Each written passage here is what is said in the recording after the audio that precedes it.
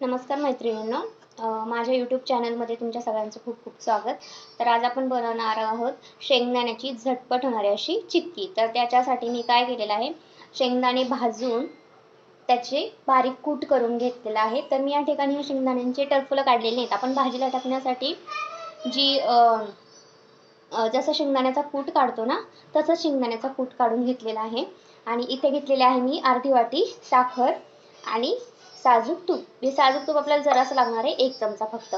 आणि त्यासोबतच आपल्याला अजून एक असा प्लास्टिकचा पेपर हवा आहे, जो असा मी कट करून घेतलेला आहे कॅरी बॅगचा. तर चला मग रेसिपीला स्टार्ट करूया. त्यासाठी सगळ्यात अगोदर आपण कढई गरम करायला ठेवूया.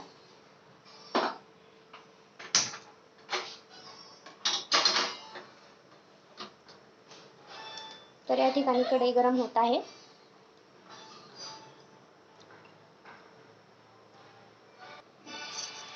कढई गरम झाल्यानंतर आपण त्यामध्ये 1 चमचा साजूक तूप घालून घ्यायचं आहे.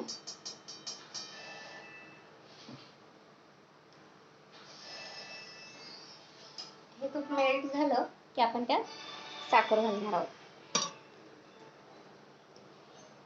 पाहू शकता, आपलं तूप पण आता मेल्ट झालेलं आहे. आणि गॅस मीडियम फ्लेमवर ठेवायचा. सध्या फुल फ्लेम ठेवायची नाहीये, सध्या मीडियम आणि नंतर शेवटी लो.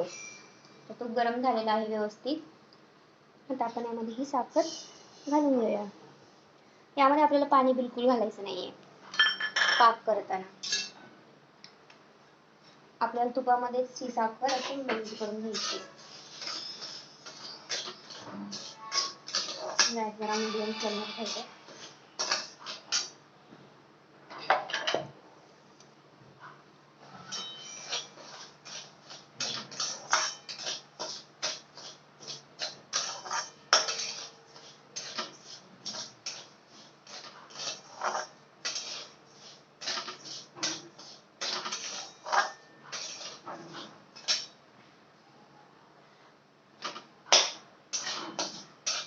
साखरेला सतत हलवत राहायचं, नाहीतर आपला पाक ना जळू शकतो, कारण त्यात पाणी बिलकुल नाहीये, त्यामुळे ते लगेचच जळतं.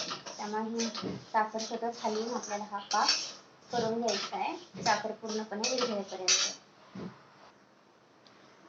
आता पाक तयार व्हायला लागला तर इथे साखरेचे गोळे तयार होतात. आणि असं केलं म्हणजे ते गोळे पाक बनवतात.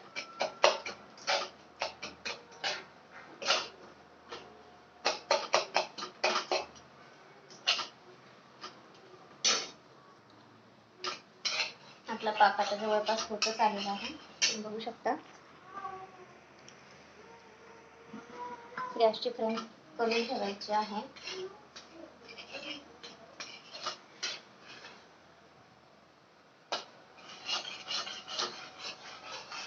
लाल होतोय पाक, तरीही कमी आचेवर मी ठेवलेला आहे. जेव्हा पूर्णपणे ही साखर याच्यात विरघळेल, आपल्याला लगेच गॅस बंद करायचा आहे. तेव्हा तुम्ही बघू शकता साखर पूर्णपणे विरघळलेली आहे. तर आता गॅस बंद करूया. गॅस बंद केलेला आहे आणि आपली शेंगदाण्याचा कूट घेतलेला आहे. आता हा एकदम पूर्णपणे घालायचा नाहीये, जसा त्याच्यामध्ये मिक्स होईल तसा टाकायचा. जसं बसेल त्यामध्ये पाकामध्ये त्याप्रमाणे मी ऍड करत जाते, कारण ते खूप कोरडं झालं तर आपली चिक्की वळता येणार नाही. तर मी जरा जास्त पातळ दिसते, मी जरासं अजून त्यात कूट घालते.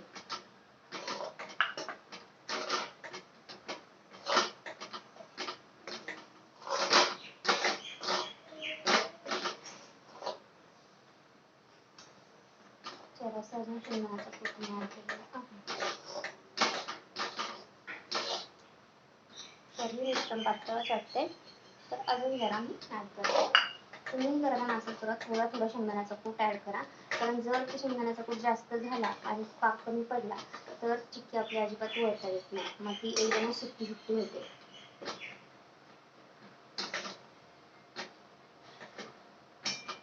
असं वाटते हा आपण 1 वाटी घेतलेला हा पूर्ण कूट बसेल त्यामध्ये. तर जरासं राहिलेलं 1 वाटीतलं मी सगळंच टाकून देते.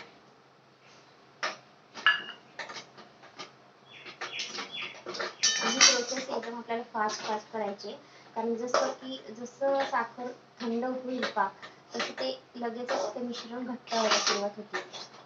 त्यामुळे हे जोपर्यंत गरम आहे तोपर्यंत फास्ट फास्ट करून घ्यायचं. आता हे आपल्याला झालेलं आहे तोपर्यंत लगेचच आपण इकडे पोळपाट घेऊन त्याच्यावर जे आपण प्लास्टिकचा पेपर घेतला होता तो घ्यायचा आहे आणि त्याच्यावर मिश्रण काढून घ्यायचं. तर हे बघा माझा असा गोळा तयार झालेला नाही. प्लास्टिकवर गोळा काढून घेतलाय, त्याच्या अगोदर प्लास्टिकला थोडंसं तूप लावून घ्यायचं.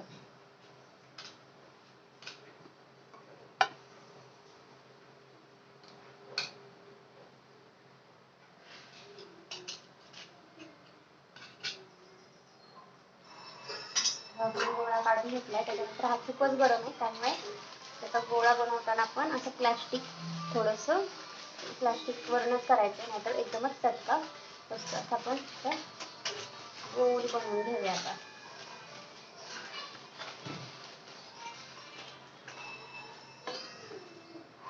खूप गरम झालं की एक खालून प्लास्टिकचा पेपर आणि वरतून एक असं आपल्याला त्याची पोळी लाटून घ्यायची आहे. तुम्ही बघू शकता आता मी ती पोळी लाटून घेणार आहे, तर बरोबर प्लास्टिकच्या मध्ये.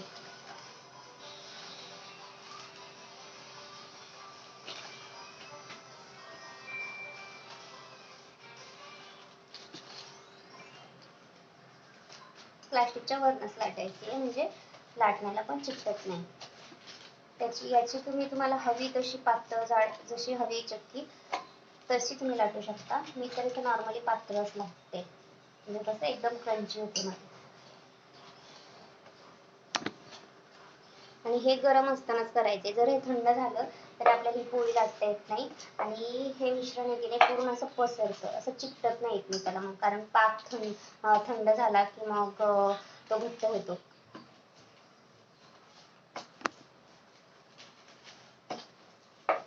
मला इथे जेवढी पातळ लाटता येईल तेवढी मी लाटायचा प्रयत्न करते.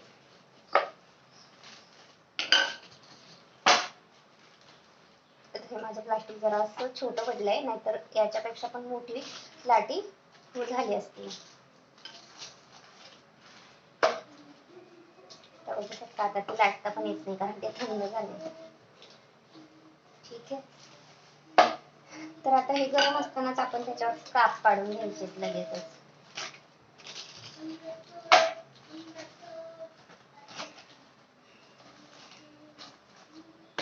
चाकूच्या साहाय्याने लगेच आपण काप पाडून घेऊया. फक्त निशाण करून ठेवायचे, कारण आता जरा गरम आहे तर ते आता होणार नाहीये. फक्त आपण असे निशाण त्याचे बनवून ठेवूया, म्हणजे थंड झाले का तिथून बरोबर त्याचे काप पडतात.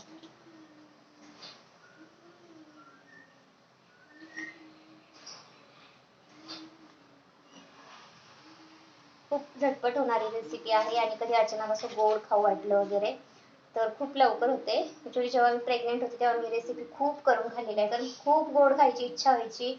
आणि आपलं नॉर्मली काय होतं की आपण बाहेर असतो, जरी इच्छा झाली काही खायची तर कोणी करून देणार तर नसते, आपल्याला आपणच करून खायचं असतं. आणि मला प्रेग्नन्सीमध्ये खूप गोड खायची इच्छा व्हायची, पटकन 5 मिनिटामध्ये चिक्की बनवायची आणि खायची. तर तुम्ही पण नक्की रेसिपी ट्राय करून बघा. झटपट होणारी रेसिपी आहे, उपवासाला वगैरे, लहान मुलांसाठी पण शेंगदाणा वगैरे खाल्लेला चांगला असतोय. तर आता हे काप पाडून ठेवलेले आहे आणि आपण याचं जरा रेस्ट करायला थंड व्हायला ठेवूया. तर आता काप पाडून एक 5 मिनिट झालेले आहेत आणि जरा थंड झालेली चक्की, तर आपण ती आता वड्या करून घेऊया त्याच्या. ते इझिली त्या वड्या, तरी अजून थोडी गरमच आहे.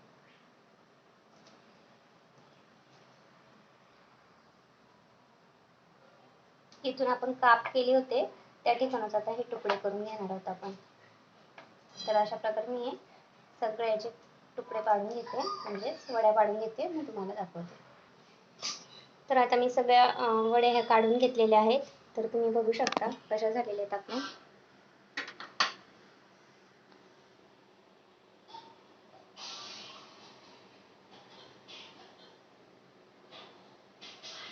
तर तुम्ही पण ही रेसिपी नक्की ट्राय करून बघा आणि कमेंटमध्ये नक्की सांगा कशी झाली आहे ते. थँक्यू.